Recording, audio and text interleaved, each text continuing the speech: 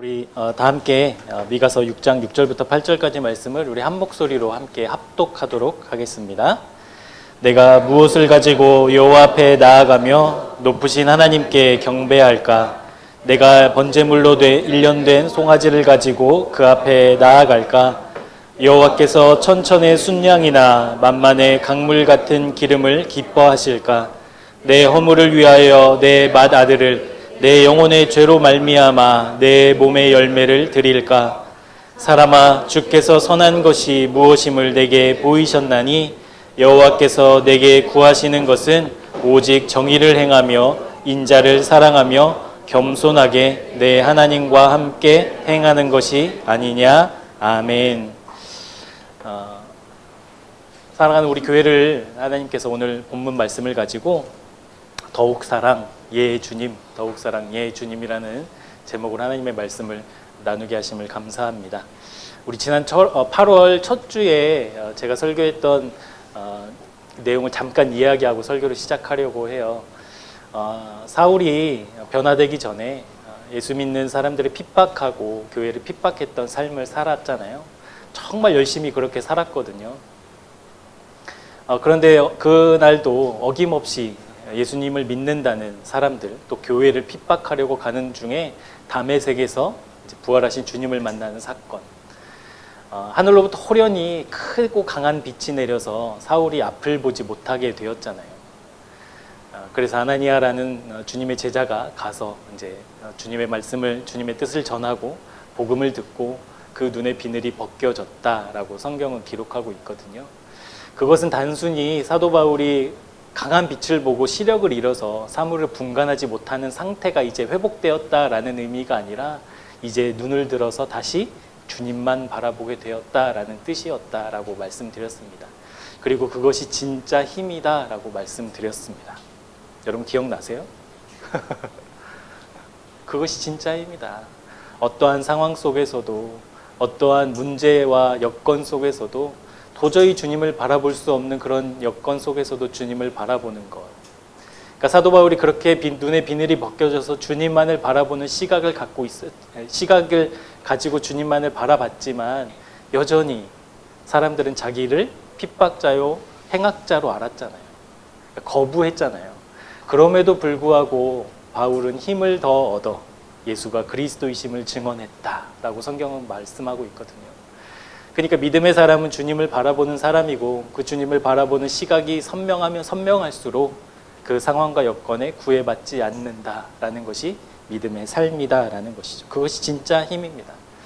그래서 우리 역시도 주님을 분명하게 바라보는 그 시선 회복되기를 주님의 이름으로 축복합니다. 그것이 회복되지 않고는 여러 문제들이 해결되지 않거든요. 주님을 분명히 바라보는 진짜 힘을 가지신 주님의 백성들로 굳건하게 서기를 다시 한번 축복합니다. 그러면 여러분 정말 그 사도 바울이 주님을 바라봤던 것처럼 우리에게도 주님을 그렇게 바라보는 믿음의 눈, 믿음의 시각이 있다면 여러분의 삶은 어떻게 바뀔까요? 어떠한 환경 속에서도 주님만 바라보는 그 믿음의 눈 내가 가지고 있다면 여러분의 일상은 어떻게 바뀔까요? 내 이야기 아닌 것처럼 하지 마시고 한번 상상해 보시라는 거예요. 내가 어떤 상황 속에서도 주님만 바라본다, 주님만을 집중한다라고 한다면 그 믿음 때문에 우리의 삶이 여러분 어떻게 바뀌게 될까요? 염려 속에서도, 문제 속에서도 불안해하지 않겠죠? 어떤 어려움이 있어도 좌절하지 않겠죠? 그것이 믿음의 삶이거든요. 믿음의 사람의 삶이거든요. 여러분 그것이 왜 가능해질까요? 그렇게 내가 주님만을 바라보는데 여전히 내 삶 속에 문제가 있어, 여전히 내 삶 속에 어려움이 있어, 여전히 내 삶 속에 해결되지 않는 그 아픔이 있어.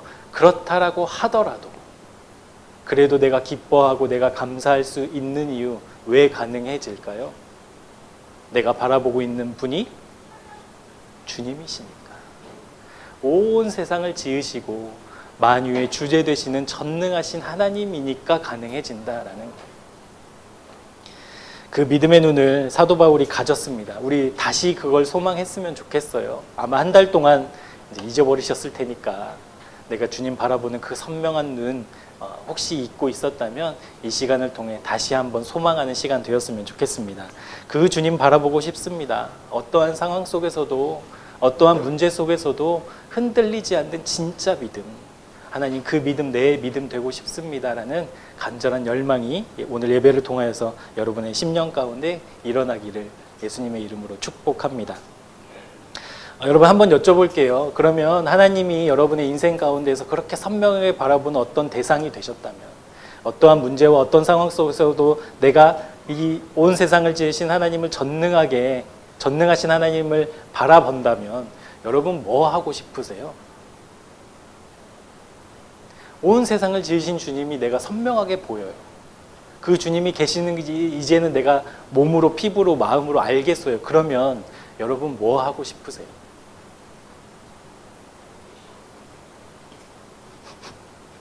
뭐 하고 싶으세요, 여러분? 비서실장. 예수님 비서실장. 우리 아들로 부르셨는데. 우리가 주님을 그렇게 바라보면, 선명하게 바라보면 그 주님이 가 계시는구나, 살아 계시는구나를 우리가 바라보게 되면 우리의 마음에 일어나는 한 가지 열망이 있어요. 그 열망이 뭔지 오늘 깨닫게 하는데 설교 목적이 있거든요. 그 질문에 대한 답은 명확합니다. 우리가 주님을 바라보고 와 주님이시군요 라는 믿음의 고백이 나오면 그 다음에 이어지는 우리의 마음속의 열망은 내 주님 더 사랑하고 싶어요. 언제나 계셨던 그 하나님 더 알고 싶어요 라는 믿음의 반응이 일어나게 된다라는 거예요. 그러니까 우리의 믿음의 삶 속에서 하나님 이 문제 해결해 주세요. 저 문제 있어요. 이러한 어려움이 닥쳤어요. 하나님 놀라우신 능력으로 해결해 주세요. 하나님의 전능하심을 그렇게 드러내 주세요 라는 기도가 아니라 진짜 주님을 바라보는 믿음의 사람이라고 한다면 나 주님 더 사랑하고 싶어요. 나 주님 더 알고 싶어요 라는 믿음의 열망이 생긴다라는 것입니다. 그 믿음의 열망을 다시 우리의 마음에 품게 하는데 오늘 설교의 목적이 있습니다. 그렇기 때문에 여러분 진짜 힘을 가진 사람은 자기의 욕구를 채우는데 그 힘을 쓰지 않거든요. 우리가 전능하신 하나님을 바라본다라고 했다면 그 전능하신 하나님이 내 문제 해결해 주는 하나님으로 여기지 않거든요. 내 사랑의 대상으로 여기는 거죠. 그래서 더욱 주님을 사랑하는 데 집중하고 그러지 못하는 나를 탄식하는 데 그 힘을 사용한다라는 것입니다. 그래서 나의 간절한 소망과 뜻을 이루기 위해서 하나님의 그 전능하심을 빌려 쓰는 사람이 믿음의 사람이 아니라 그럼에도 불구하고 주님 더 사랑하기를, 주님 더 알아가기를 바라고 마음의 소원이 일어나는 것. 그 마음의 열망이 오늘 여러분의 속에도 일어나기를 주님의 이름으로 축복합니다. 더욱 사랑하는 것. 나 주님 더욱 사랑하고 싶어요. 이것이 우리의 가장 기도 제목이 되었으면 좋겠습니다. 두 번째 설교 목적은 여러분 그러면 내가 주님을 더 사랑하고 싶어요 라고 고백할 수 있는 마음의 기관, 우리 속에 있는 기관이 마음이잖아요. 마음. 그것이 우리의 머리로 되는 게 아니잖아요. 우리 뇌에서 이루어지는 게 아니거든요. 더욱 사랑하고 싶어요, 주님 더욱 알고 싶어요 라는 것은 우리 마음에서 일어나거든요. 그런데 이 마음의 상태가 어떠한지 우리가 잘 살펴봐야 합니다. 그것을 우리가 그냥 머릿속으로만 그냥 감정적으로만 고백할 수도 있거든요. 근데 그것을 우리가 경계해야 됩니다. 그것이 진짜 믿음이 아니기 때문이에요. 그러니까 우리가 진짜 우리의 마음속 깊은 곳에서부터 주님을 고백해야 되는데, 주님을 더 사랑하고 싶고 더 알고 싶다고 고백해야 되는데 그러지 않는 우리의 마음을 살펴보게 하는데 오늘 설교의 목적이 있습니다. 그것으로만 끝나지 않고 우리의 마음을 돌이키게까지 하는데 내가 이러한 상태였구나, 이러한 마음의 상태였기 때문에 주님을 부르는 것 진짜 믿음이 아니었구나. 그러니까 이제는 진짜 주님을 부르고 싶은 그 마음의 열망, 그리고 하나님이 부어주시는 그 믿음으로 우리 주님을 그렇게 부르는 거듭난 마음이 되게 하는데 오늘 설교의 목적이 있습니다. 그래서 그런 의미에서 본다면 여러분 믿음의 사람은 여러 가지 묻지 않아도 돼요. 딱 한 가지만 물어도 되거든요. 누구누구 씨, 누구누구 형제 자매 당신은 주님을 더 사랑하고 싶으십니까? 라는 그 질문 하나만 해보면 되거든요. 주님을 더 사랑하고 싶습니까? 주님을 더 알고 싶습니까? 그 질문에 예, 주님 하는 우리 모두가 되었으면 좋겠습니다. 주님을 더 사랑하고 싶은 마음. 우리 교회가 참 감사하게도 2016년에 개척이 되었어요. 이게 첫 예배 사진입니다. 제가 찾다가 하나 딱 구했어요. 회사 사무실이었거든요. 그 사무실에 있는 뭐라고 하죠? 금리빨 만드는 그런 회사였는데 그 회사 이제 세미나실을 이제 저희가 빌려서 한 4개월을 그렇게 예배를 드렸습니다. 단촐하죠? 저는 보면서 초라하다 이런 생각이 좀 들었는데 처음 이렇게 교회가 개척이 되었어요. 그런데 모든 시간들을 생각해 보면 참 감사하고 모든 시간들이 은혜가 아닌 것이 없다라는 생각을 생각하면 할수록 더 강하게 하게 되는 것 같습니다. 때로는 아무도 없는 예배당에 혼자 이렇게 출근하는 길에 딱 예배당에 들어오면 이게 진짜 우리 교회인가 싶은 때가 있어요. 진짜 하나님이 이렇게 우리를 역사해 주셨나, 그것이 감격스러울 때가 있습니다. 여러분도 그러시죠? 감격이죠, 감격. 우리가 이렇게 예배드릴 수 있는 것 진짜 하나님의 놀라운 은혜 아니고선 설명할 수가 없죠. 그런데 지나온 시간들 속에 그렇게 하나님의 은혜만 있었을까 생각해 보면 또 그런 것도 아니더라고요. 마음 아프고 또 상처받고 갈등하는 시간들이 있었습니다. 그 중에서도 목사에게는 참 힘든 시간들이 어떤 시간들이었냐면 함께 신앙생활 하다가 교회를 떠나게 되는 사람들을 만나게 될 때, 그런 사람들을 보게 될 때 참 마음이 힘든 것을 경험하게 됩니다. 우리 교회도 그런 사람들이 여럿 계시거든요. 함께 신앙생활 했지만 뭐 여러 가지 이유 때문에 신앙생활을 이제 함께하지 못하고 교회를 떠난 사람들도 있었습니다.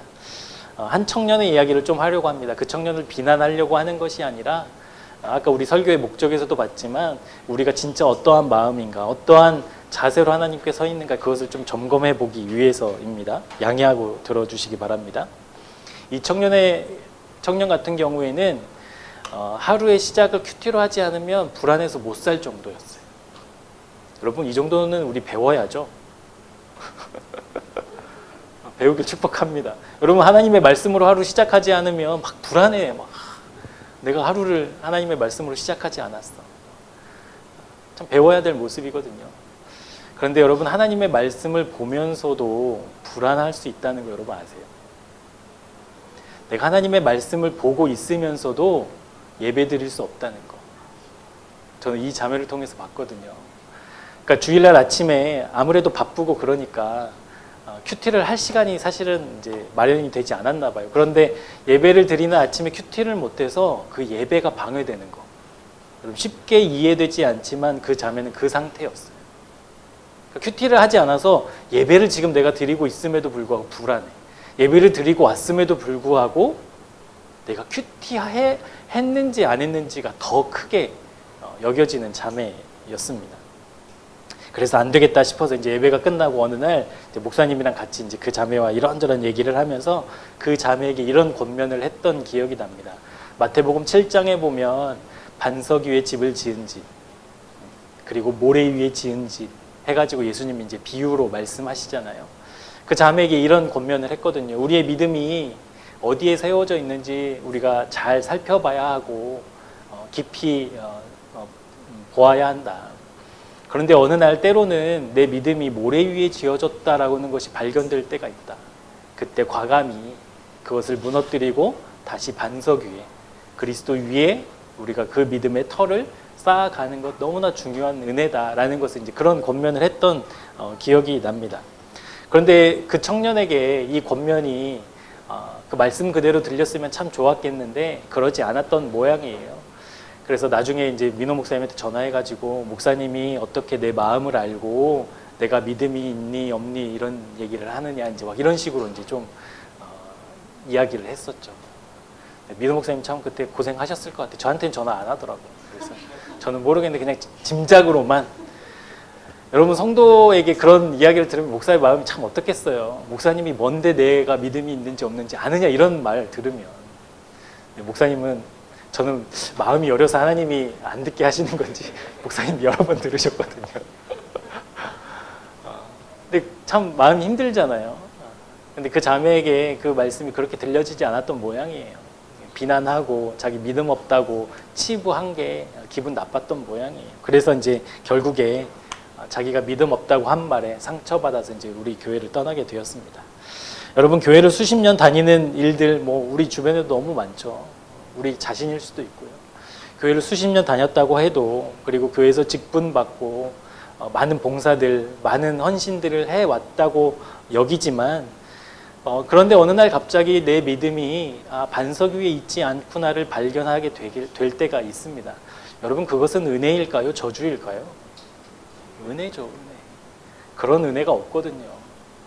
내가 지금 반석 위에 서 있어서 신앙생활 잘하고 있는 줄 알았는데 어느 날 보니까 이게 모래였다면, 여러분, 그것만큼 은혜가 없거든요. 그러니까 믿음의 사람들은 그것을 발견했을 때 하나님 감사합니다 하고 돌아오게 되거든요. 여러분, 물론 사람들의 체면도 의식하지 않는다면 거짓말이겠죠. 지나온 시간들, 지나온 나의 과거를 후회하지 않으면 그것도 뭐 거짓말이겠죠. 그것도 있겠지만, 그럼에도 불구하고 지금 내가 어디에 서 있는지를 분명하게 보는 건 하나님의 정말 놀라운 은혜입니다. 그래서 주님만을 바라보는 진짜 힘을 가진 사람은요, 그것을 지켜내는 데 쓰지 않아요. 그것을 무너뜨리는 데 쓰죠. 그리고 반석 대신 예수 그리스도 위에 우리의 믿음의 터전을 세우는데 그 힘을 씁니다. 그러니까 믿음의 사람이 아까 그 자매의 말처럼 목사님이 어떻게 내가 믿음이 있는지 없는지 알아요? 라고 묻는다면 그때는 얼버무렸는데 이제는 분명하게 이야기할 수 있어요. 믿음 아니다. 그걸 지키려고 하는 거 믿음 아니다. 여러분의 믿음의 터전도 오늘 한번 살펴봤으면 좋겠습니다. 겸손하게, 정직하게, 진솔하게 내 믿음의 터는 지금 어디에 있는가? 그래서 여러분, 우리 새생명교회에는 내 믿음의 터가 사실은 발견됐음에도 불구하고 그렇지 않은 척, 그렇게 신앙생활하는 분이 안 계셨으면 좋겠어요. 그건 부끄러운 일이 아니거든요. 내 믿음의 터가 모래 위에 있었어요 라는 고백은 진짜 은혜의 고백이거든요. 그 고백이 부끄러워하지 않고 정말 기쁘게 고백할 수 있는 그런 믿음의 영적 분위기가 우리 교회에 흘렀으면 좋겠습니다. 그러면 그렇게 고백한 사람들에게 정말 우리 마음을 다해서 중보해주고 믿음의 터 위에 섰던 그 감격과 은혜를 다시 고백할 때 우리 서로 함께 박수 쳐주고 기뻐할 수 있는 그런 믿음의 교회, 그런 교회 되었으면 좋겠습니다. 우리 마태복음 7장 25절 말씀으로 함께 같이 읽어보도록 하겠습니다. 시작. 비가 내리고 창수가 나고 바람이 불어 그 집에 부딪히되 무너지지 아니하나니 이는 주추를 반석 위에 놓은 까닭이요. 아멘. 무너지지 않는 집의 이유는 간단합니다. 그 집이 반석 위에 세워져 있기 때문입니다. 여러분, 비가 내리고 바람이 불고 풍수가 치는 거 그거 막을 수 있는 사람은 없잖아요. 이 말은 누구나 겪는다라는 거예요. 믿음이 좋은 사람도 비바람 맞게 되거든요. 믿음이 없는 사람 역시도 비바람 맞게 돼요. 근데 그 비바람이 불었을 때 그 집이 어떻게 남아있는지를 보면 그 집의 터가 무엇인지를 알 수 있다, 이제 그 말씀이잖아요. 근데 모두가 당하는 그 일을 겪고도 누구는 무너지고 누구는 든든히 서고. 여러분, 든든히 선 사람 어떤 사람이라고요? 반석 위에 지은 사람. 아멘. 여러분, 그 사람만 설 수 있다라고 하나님 말씀하고 계세요. 여러분, 반석 위에 집을 지은 사람은 누구입니까? 반석 위에 집을 지은 사람. 24절에 보면 나오거든요. 24절에 보면 누구든지 나의 이 말을 듣고 행하는 자, 그 사람이 반석 위에 집을 지은 사람이다 라고 이야기하고 있습니다. 여러분, 그렇다면 하나님께서 우리에게 말씀하시는 이유 분명하지요? 말씀을 듣고 행하라고. 하나님이 교회를 통해서 여러분에게 하시는 말씀의 목적이 바로 이것입니다. 듣고 끝나지 말고 듣고 행하는 데까지 가야 된다. 말씀을 듣고 행하는 데까지. 그러니까 하나님이 우리에게 말씀하시는 이유는 우리가 하나님의 말씀을 듣고 행하도록 하는데 하나님의 말씀의 목적이 있다라는 거예요.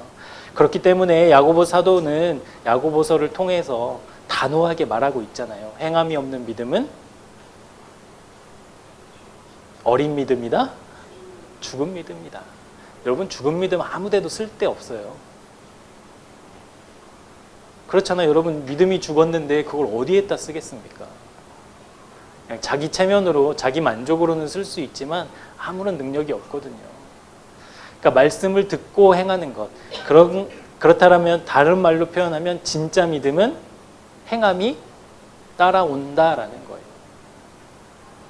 그러니까 주님을 더욱 사랑하기로 축복합니다라고 했을 때 여러분이 아멘 했다면 진짜 주님을 사랑하지 않으면, 그 삶으로 이어지지 않으면 우리 진짜 주님 사랑하고 싶은 마음이 없는 거예요. 그러니까 그 행함으로 믿음을 알 수 있는 거예요. 그러니까 아까도 말했지만 이제 누군가가 목사님이 제 마음을 어떻게 알고 내 믿음의 상태를 어떻게 알고 믿음이 있다 없다 얘기할 수 있어요? 라고 한다면 저는 분명하게 얘기할 수 있어요. 믿음의 행함이 없는 것 같아요 라고. 그렇기 때문에 믿음이 없다라고 말할 수 있다라고 이제는 좀 당당하게 말할 수 있을 것 같아요. 그러니까 하나님의 말씀을 들은 우리는 이제 어떠한 책임을 갖고 있냐면 그 말씀을 행해야 되는 책임이 있습니다. 그러니까 가벼이 듣지 않았으면 좋겠습니다. 여러분, 우리는 말씀을 행하는 사람들입니다. 그런데 여러분, 그 하나님의 말씀을 듣는다고 하더라도 그것을 다 행동으로 옮기는 것이 아니죠. 어떤 말씀은 좀 순종하기 쉬운 말씀도 있고 어떤 말씀은 이건 진짜 아닌데 하는 말씀도 있잖아요.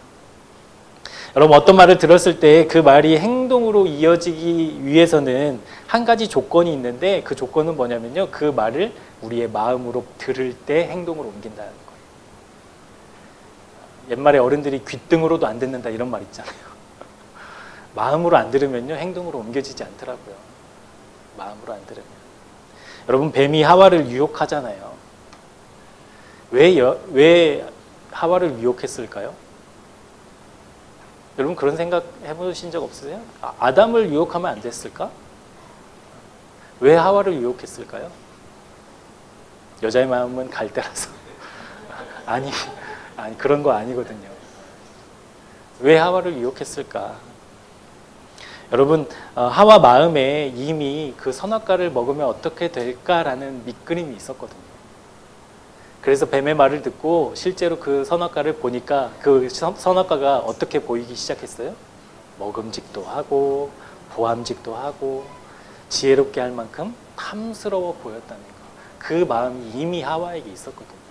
그러니까 사탄은 그 마음을 알았던 거예요. 그래서 그 마음의 틈을 비집고 들어가 죽지 않는다라는 말로 이제 유혹하게 된 것이죠.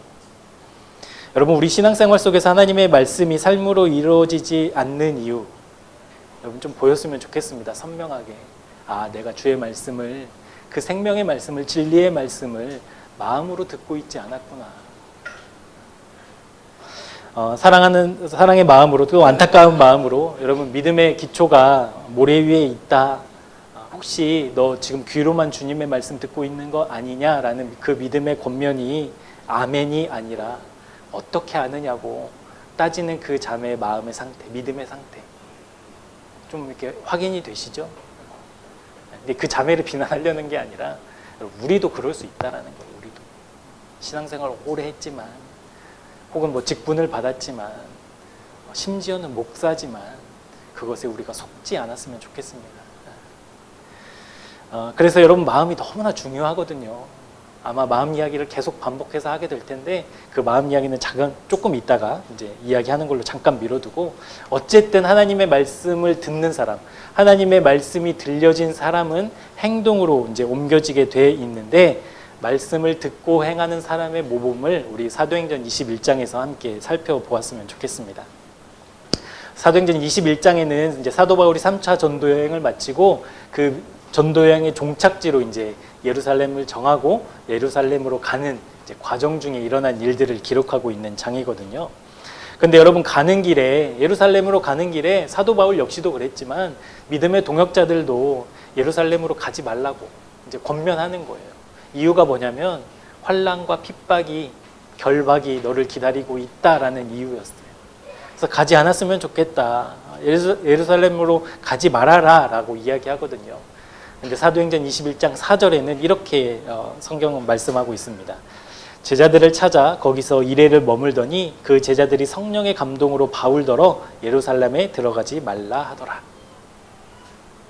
좀 이상하죠? 번역이 이상하죠?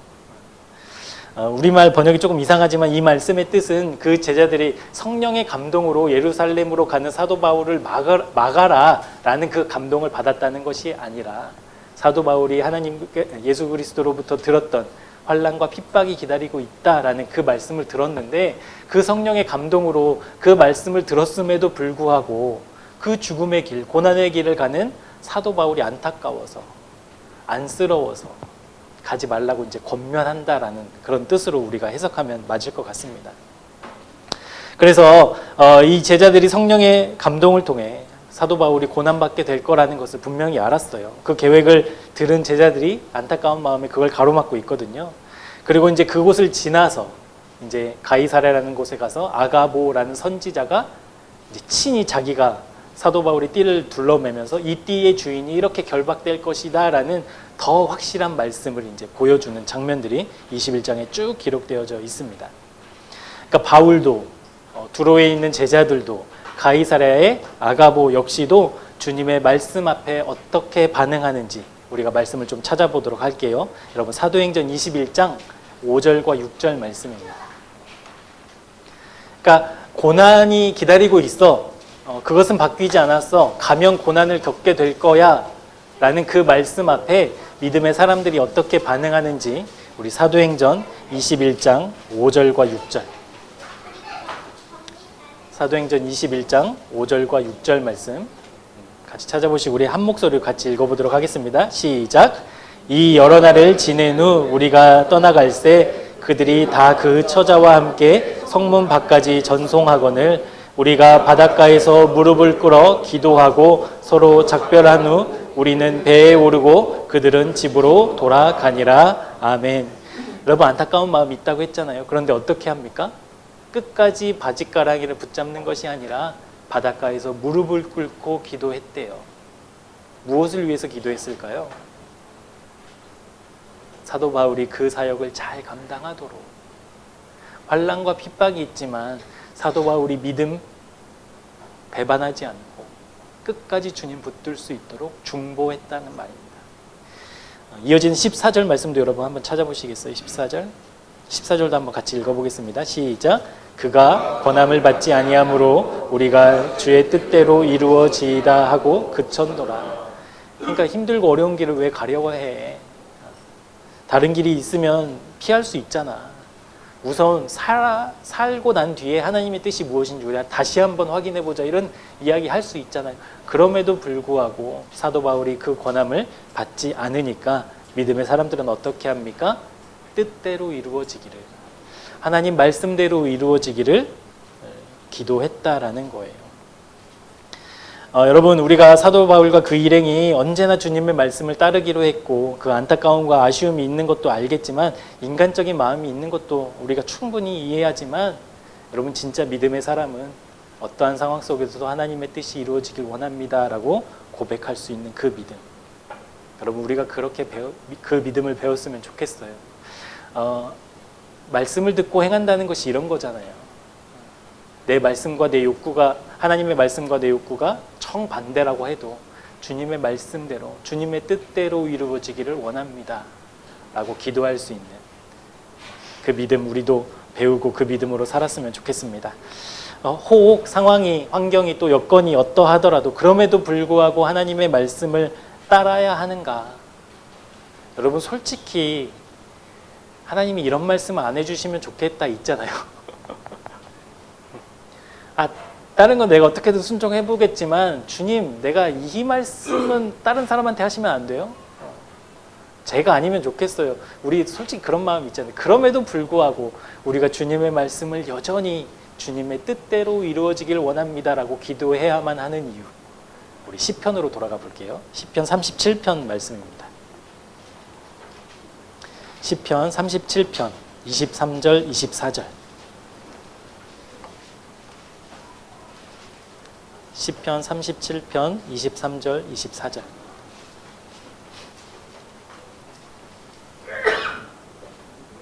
그럼 말씀 같이 읽어보도록 하겠습니다. 시작.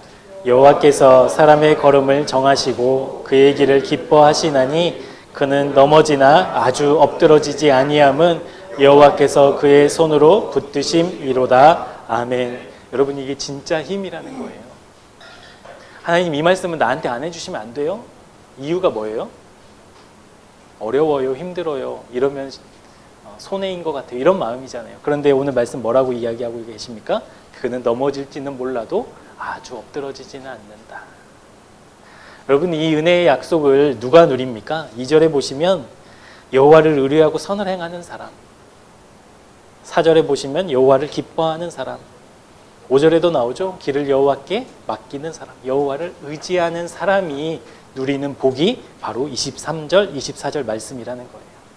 그렇게 주님의 뜻을 따라가는 사람들이 받고 누릴 그 은혜의 복이 바로 23절, 24절 말씀의 약속의 대상이라는 것이죠. 그래서 이 약속이 여러분, 우리 모두에게 동일한 하나님의 약속이기를 축복합니다. 선하신 하나님께서 우리의 걸음을 반드시 인도하십니다. 그러기 위해서는 우리의 걸음의 주체를 내가 아니라 주님으로 옮겨야 되는 믿음의 행위가 있어야 한다는 것이죠. 근데 여러분, 이런 23절, 24절만 보면 참 좋잖아요. 23절과 24절로 여러분 권면하면 할렐루야 아멘이잖아요. 그런데 사도 바울처럼 온전히 주님을 바라보는 거, 어떠한 상황 속에서도, 고난 속에서도, 심지어는 너 가면 죽어 하는 그 상황 속에서도 주님을 바라보는 거, 그것은 여러분 조금 다른 차원의 문제 아니에요? 그러니까 여러분 다 동의는 하시죠? 언제나 주님을 따라가야 한다라는 건 동의하시죠? 그런데 사도 바울처럼 그 길을 걸을 때 그 길을 걷는 것은 조금 다른 문제잖아요. 여러분, 제가 다른 차원의 것, 다른 문제라고 말씀드리는 이유는 여러분, 이 실제된 믿음은 그냥 우리의 생각으로만 되지 않는다라는 거예요. 이 진짜 믿음은 여러분, 거듭난 마음 없이는 불가능하다라는 거예요.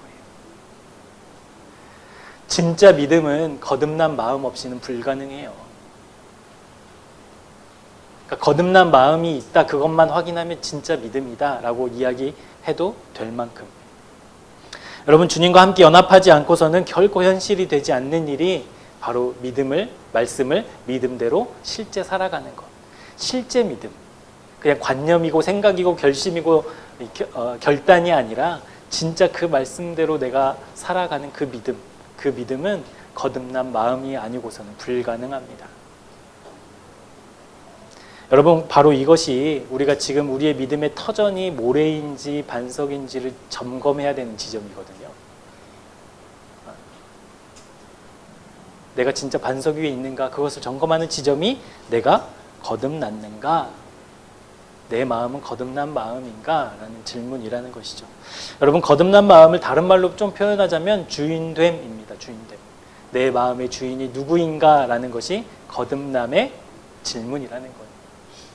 여러분 스스로 한번 마음속으로 생각해 보셨으면 좋겠어요. 나는 거듭난 사람인가? 나는 내 마음의 주인을 주님으로 인정하고 있는가? 왜냐하면 여러분, 거듭나지 않고서는 내 마음의, 내 인생의 주인을 주님으로 고백할 수 없잖아요. 그렇기 때문이거든요.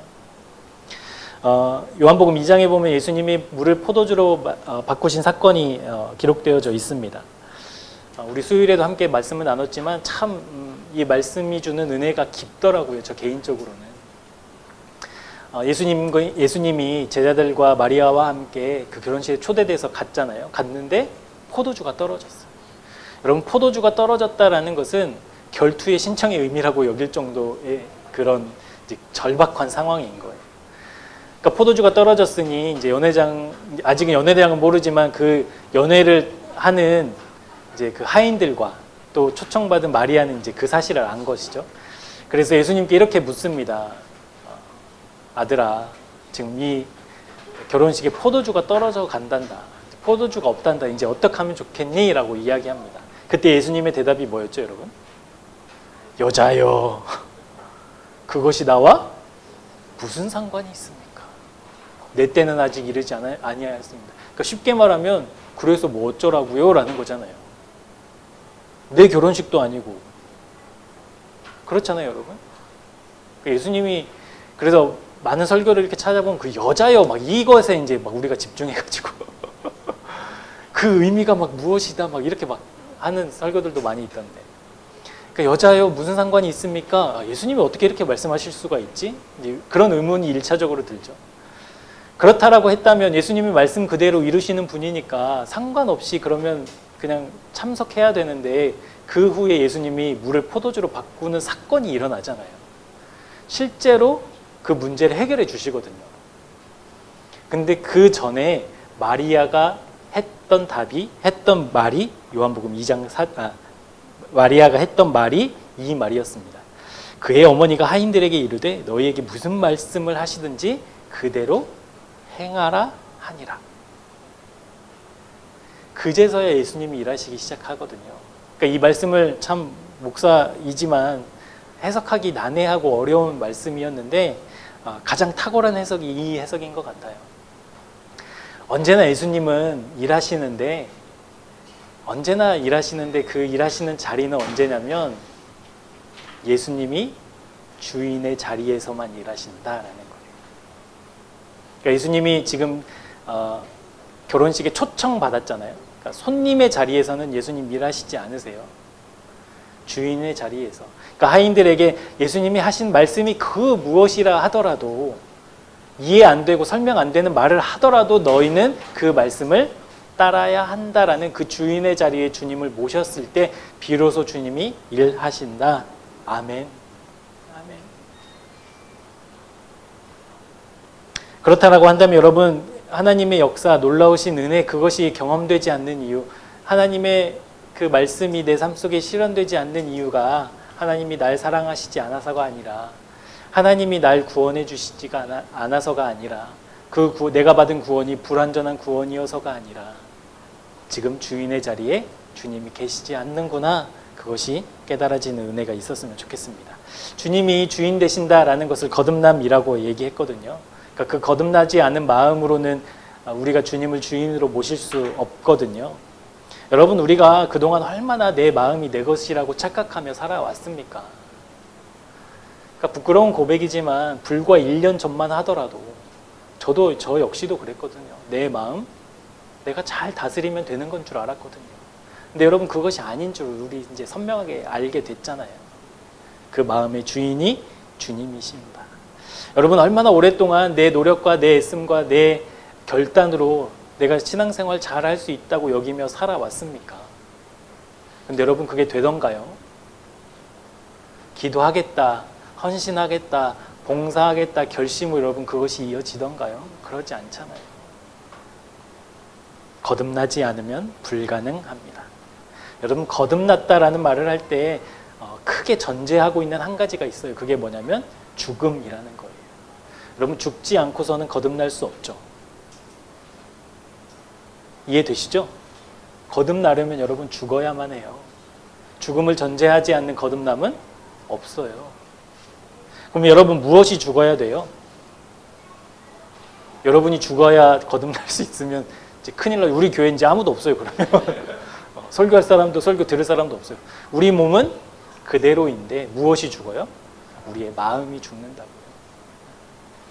그러니까 우리가 십자가 얘기하지만 여러분, 내가 십자가에 달려서 죽으면 큰일이잖아요. 그렇죠? 하나님의 역사를 나를 통해서 이루어질 수 없잖아요. 내가 죽으면.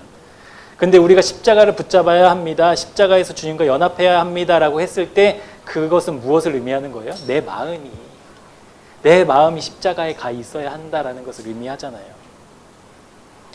그러니까 거듭난 사람, 내 마음이 죽은 사람만이 내가 주인이라고 여겼고 내가 결단하면 할 수 있었다라고 생각했던 내 자아가 죽은 사람만이 주님이 주인입니다라고 고백할 수 있다라는 거예요. 그것이 갈라디아서 2장 20절에서 말씀하고 있고 6장 14절에서도 말씀하고 있잖아요. 내가 세상에 대하여 죽고 세상은 나에 대하여 죽었다.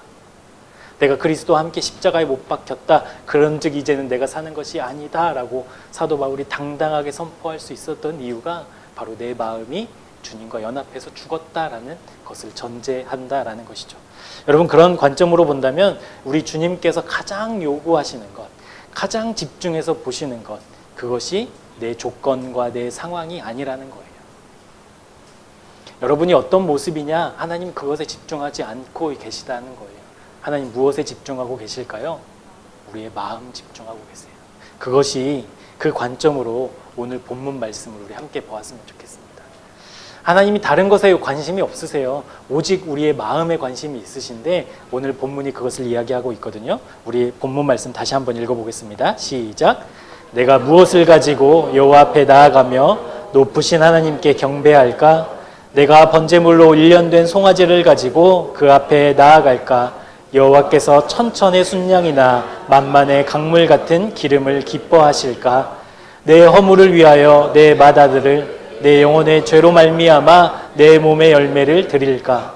사람아, 주께서 선한 것이 무엇임을 내게 보이셨나니 여호와께서 내게 구하시는 것은 오직 정의를 행하며 인자를 사랑하며 겸손하게 내 하나님과 함께 행하는 것이 아니냐? 아멘. 사랑하는 여러분, 하나님은 우리의 마음 확인하고 싶어 하세요. 우리의 마음의 상태가 어떠한지 하나님은 보기 원하신다고요. 그러니까 천천의 순양을 가져다 드려도, 만만의 기름을 가져다 드려도, 심지어 내 맏아들, 이 세상과 무엇과도 바꿀 수 없는 내 전부를 가져다 드려도, 아니면 내가 열심히 세상에서 성공한, 성취한 어떤 성과를 가져다 드려도 하나님 그것으로 만족하시고 기뻐하시지 않는다라는 거예요. 그렇다면 하나님을 기쁘시게 하는 것, 우리의 마음뿐이다라고 성경은 오늘 본문에서 말씀하고 있습니다. 사랑하는 여러분, 이렇게 우리가 우리의 마음을 주님께 드릴 때 우리의 마음에 일어나는 한 가지 열망이 있는데 그것이 무엇이라고 했죠? 더욱 사랑. 더욱 사랑. 우리가 주님께 우리의 마음을 드릴 때 더 주님 사랑하고 싶은 열망이 일어나게 된다라는 거예요. 우리 지난주 우리 말씀에 영적 전쟁에서 승리하는 무기로 두 가지 이야기했죠. 말씀과 기도. 그래서 어떤 셀에서는 말씀 암송을 시작했더라고요. 빌립보서 말씀. 빌립보서 말씀 통째로 외운대요. 기대하세요, 여러분. 그 셀 특송을 암송으로 한번 하는 날이 오기를 기도하고 있습니다. 여러분, 왜 말씀을 외우려고 했을까요? 그 셀에서. 우리 이제 늙으면 머리가 예전 같지 않으니까 이제 치매를 예방하려고 말씀 외우려고 했을까요? 아니에요. 주님 더 사랑하고 싶어서. 말씀과 기도로 우리 영적 전쟁에서 승리해야 된다. 그렇죠, 주님. 내가 정말 주님의 말씀 그대로 영적 전쟁에서 승리해야죠. 그렇다면 그 말씀 붙잡고 살아야 되는데, 그러면 우리가 말씀 외워보겠습니다라는 주님 더 사랑하겠다는 열망으로 말씀 외우겠다라고 결단한 것 같아요. 축복합니다. 다 외워질 거예요. 여러분, 이렇게 우리가 하나님을 사랑하면 알수록, 우리가 하나님을 믿으면 믿을수록 주님을 더 사랑하고 싶은 마음이 일어나게 되거든요. 그런데 잘 안 되잖아요. 내 마음의 주인이 하나님이라고 기도했지만 돌아서면 다시 또 염려와 걱정 찾아오잖아요. 여러분, 왜 그럴까요? 이유가 무엇일까요? 우리가 보는 것이 많아서 그렇습니다. 보는 것이 많아서. 여러분, 9절 말씀이 그것을 이야기하고 있거든요. 미가서 6장 9절 말씀. 여호와께서 성읍을 향하여 외쳐 부르시나니 지혜는 주의 이름을 경외함이니라. 너희는 매가 예비되었나니 그것을 정하신 이가 누구인지 들을지니라. 아멘. 여러분, 지혜는 뭐라고 말씀하고 있어요? 주님의 이름을 경외합니다. 경외함. 우리 한번 나눴잖아요. 경외함이 어떤 의미인지. 여러분, 만약에 여러분이 직장 생활에서 어느 날 갑자기 직장에서 쫓겨난다면 여러분 불안하시죠? 이제 뭐 먹고 사나? 그래서 새로운 직장 얻으려고 여러분 노력하시겠죠?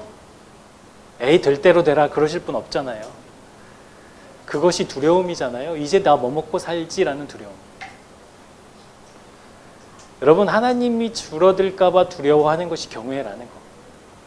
그러니까 경외와 두려움이 포보스라는 헬라어 단어로 같은 단어를 사용하고 있거든요.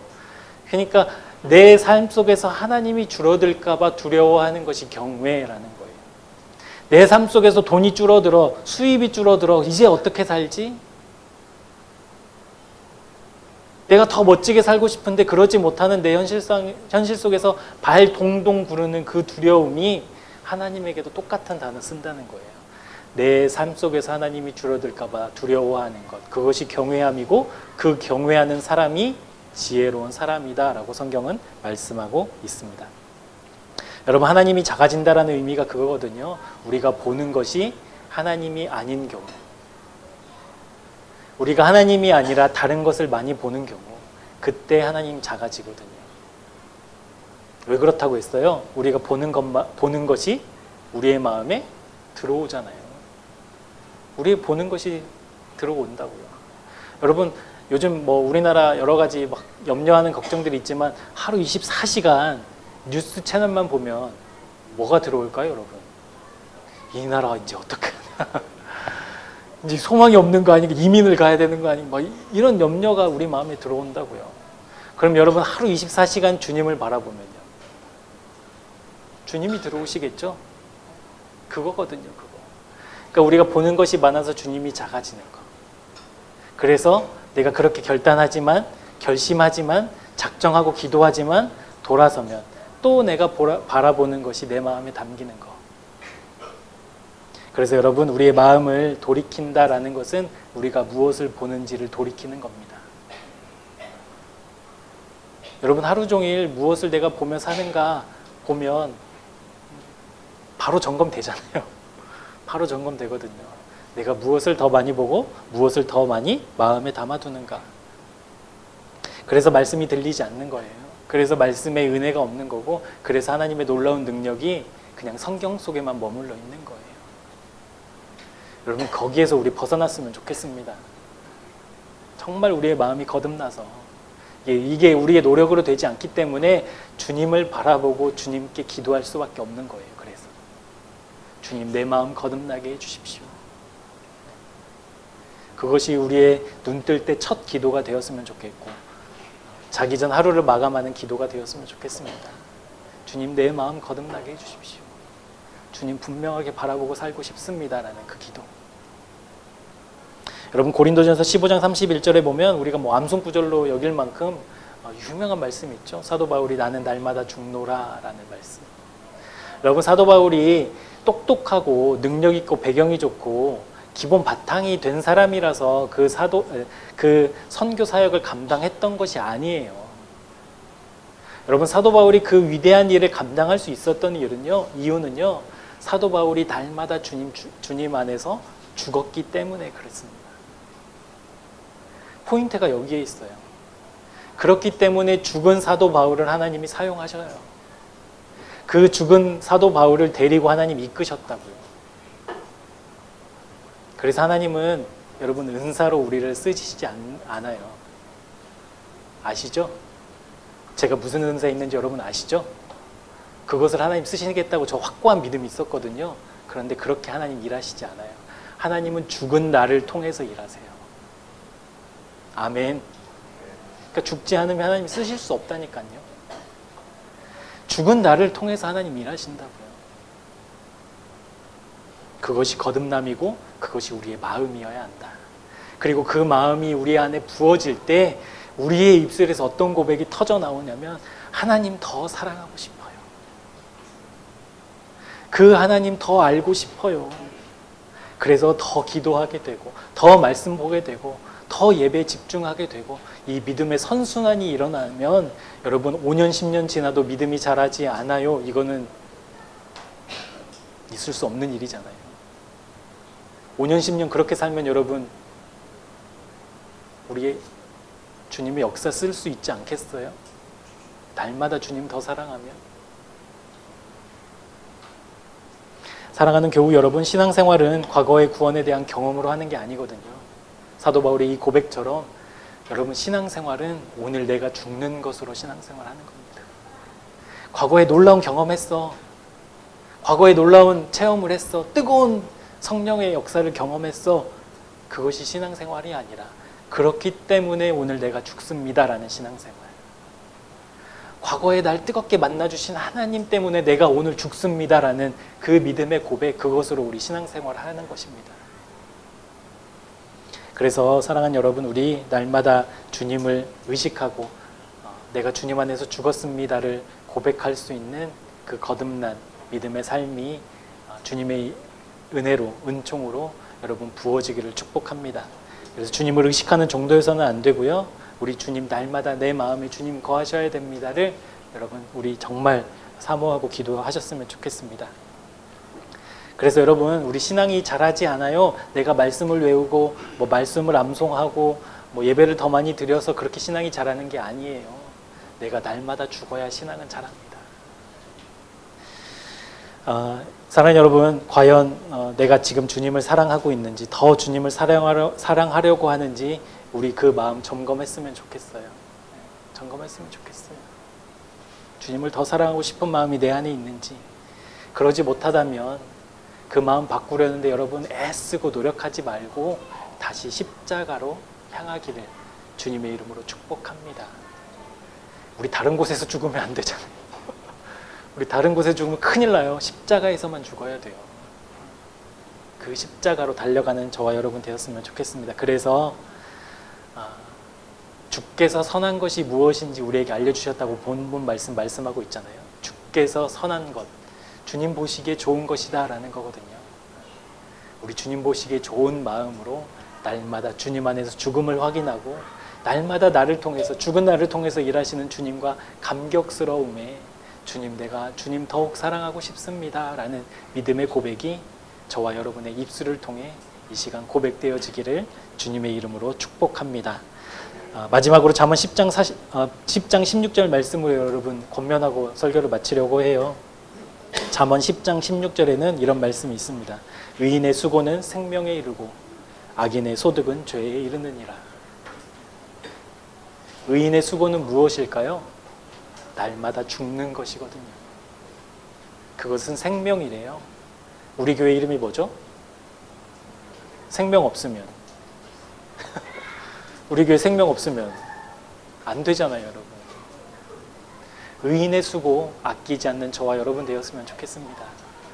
날마다 주님 안에서 그 십자가 붙들고 주님과 연합해서 주님 죽으셨던 것처럼 나도 죽고 주님 부활하셨던 것처럼 다시 거듭나 주님의 아름다운 사람으로 쓰여지기를 주님의 이름으로 축복합니다.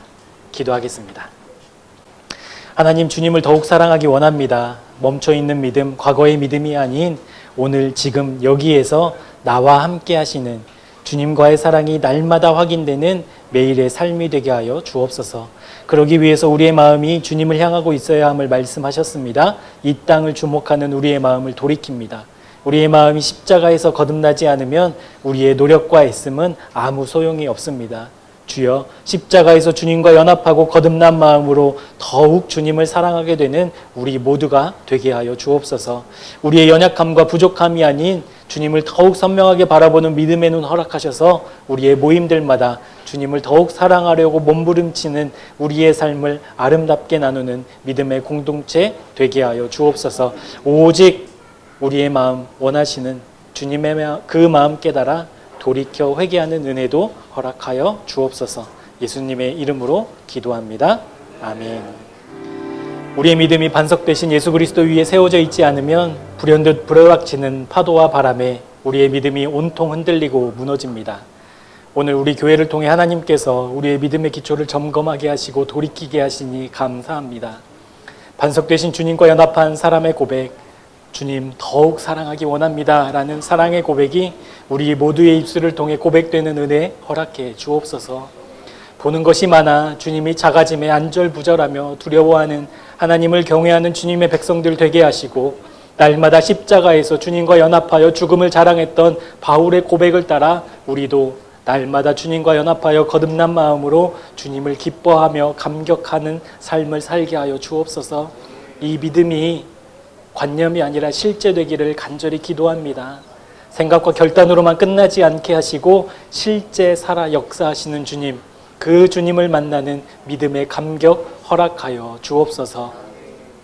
우리의 예물을 하나님께 올려드립니다. 믿음으로 드리오니 하나님 보시기에 참 좋은 예물 되게 하시고 준비하고 드린 손길들을 하나님 기억하시고 주님의 사역에 아름답게 쓰여지는 이 예물이 되게 하여 주옵소서. 우리의 마음도 같이 올려드립니다. 하나님의 뜻대로 사용해 주옵소서.